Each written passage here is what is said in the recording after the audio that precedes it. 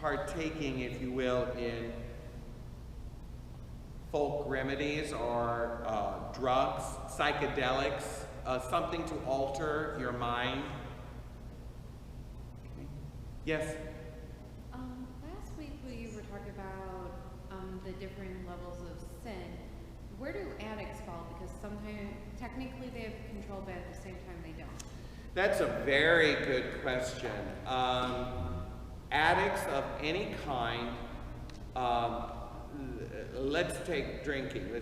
That's kind of easy to envision.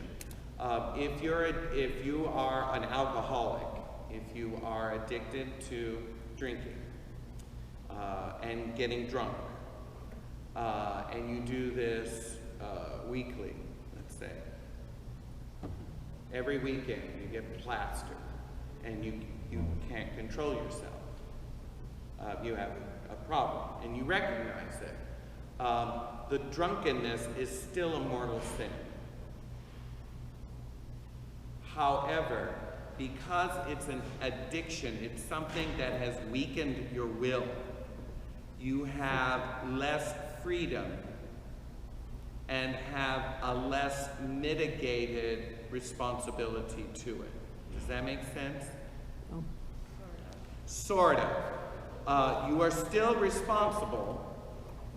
It's still a sin, but because of the addictive nature, you have less of a culpability about it than someone who on a binge goes and gets plastered.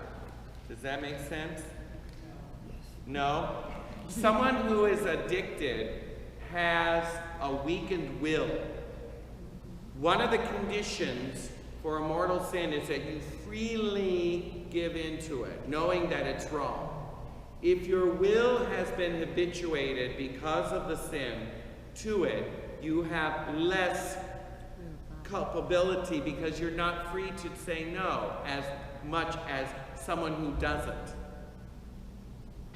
It's still wrong. It doesn't get you off the hook, but it does lessen the penalty, if you will, because of that sin.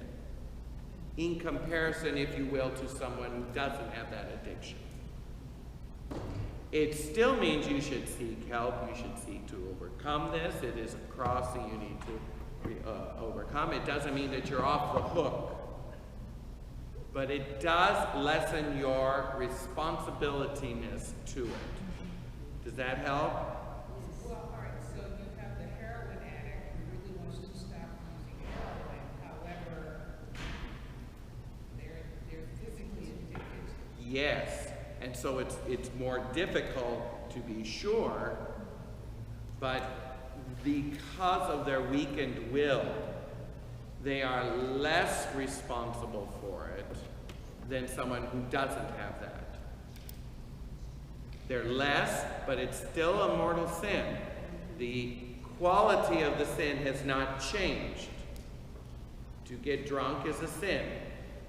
Why? Because you are losing control of your faculties and giving it over to a substance. But using heroin too is a sin. It is. It's of the same nature. Yes.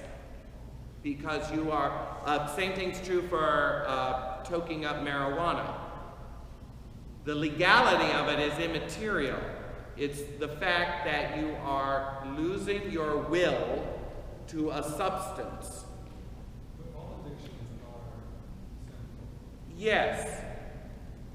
You could easily argue that, whether it's gambling, shopping, rage, what's that? Eating. Television. Oh, television. It can be, yes. Anything that you cannot give up because you can could be an addiction. This is why we're in Lent. It's to show that these substances do not have control over us.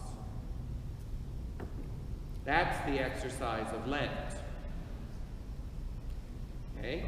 And physicians, excuse me. Rebecca, then Martha. So when you have an addiction, you're actually worshiping whatever it is over God. That's another way of doing it. You're loving something other than God more, which is the definition of idolatry.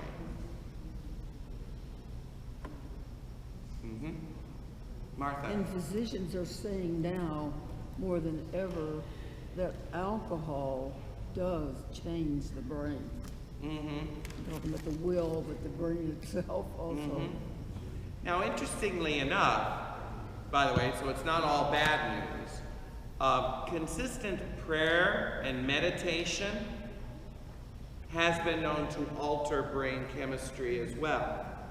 That those people who consistently pray or meditate alter brain chemistry to overcome other pathways such as alcohol, drugs, sex, gambling, overeating. That it's through, if you will, prayer that what used to go this way in the brain, this rut that's developed towards the addiction, you develop a prayerful addiction that goes this way, and it counteracts this. And how do they know that? Because there are ways that they can monitor through very sophisticated equipment nowadays the growth of neurons and how they make connections with other neurons. That an addiction is just a pathway that's done with certain neurons. That the way to break an addiction is to break the neurochemistry by moving it into another direction. And the way that it seems to best work, or what seems to create the best lasting results, is prayer and meditation, which interestingly enough is one of the tenets of Alcoholics Anonymous. I don't know if you're aware of the 12 steps of Alcoholics Anonymous, which is the basic 12 steps of all addictive groups, Gamblers Anonymous, Overeaters, heroin, whatever. But one of them is we make a conscious contact to connect with God as we understand God. That's one of the tenets, one of the steps. And that's what helps break the addiction. It's because you create new behaviors, new pathways, new awarenesses. And the way you do that consistently is through prayer and meditation.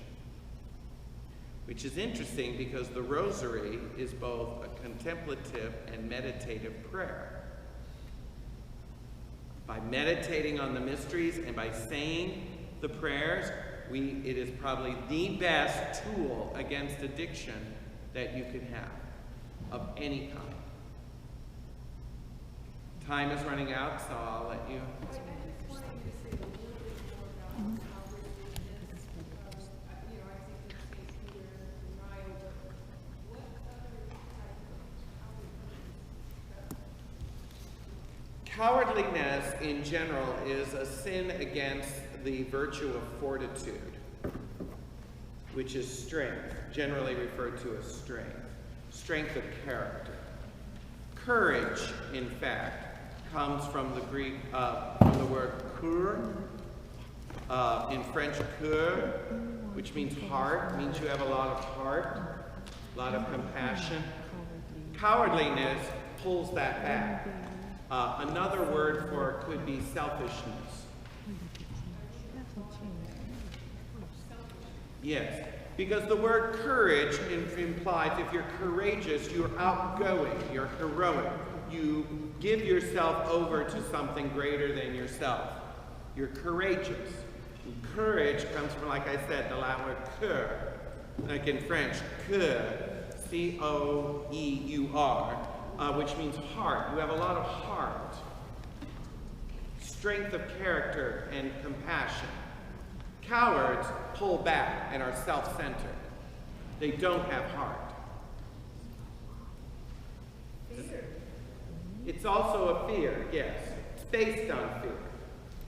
But it's a pulling back. I'm going to save my own skin. I'm not going to go and risk my life for someone. Exposure of self. Now, interestingly enough, Peter started as a denier, and ended up a martyr. So that shows that there's that transformation of character. Are we all good? We've just begun the end. We're going to talk a little bit more about this new Jerusalem, the new heavens, the new earth, what's happening, how is this connected with the Old Testament. But I would encourage you to look up that bulla. I know it's in the National Catholic Register, which is where I read the article, but obviously, as I just did, you can look it up, and there's quite a bit of information on this discovery. It's quite intriguing. I was like astounded. We found Isaiah's, if you will, signature, if you will, a writer of the Bible. It's amazing. So we'll see you next week.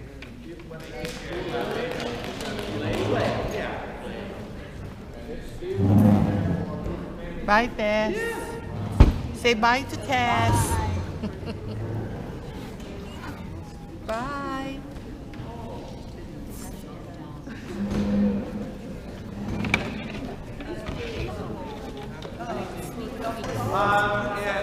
Martha would like to share something with you regarding one of our Bible study compatriots.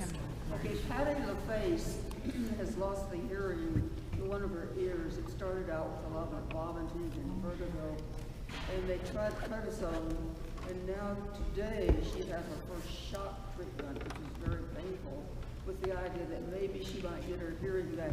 She just asked all of you to pray for her. That's Patty LaFace. She sits right there. Thank you. Thank you. Thank you, Martha. When she's at home, and she was going to pick her up tonight, and she called me. Bye. Oh, bye. Thank you. Mayen. Yeah.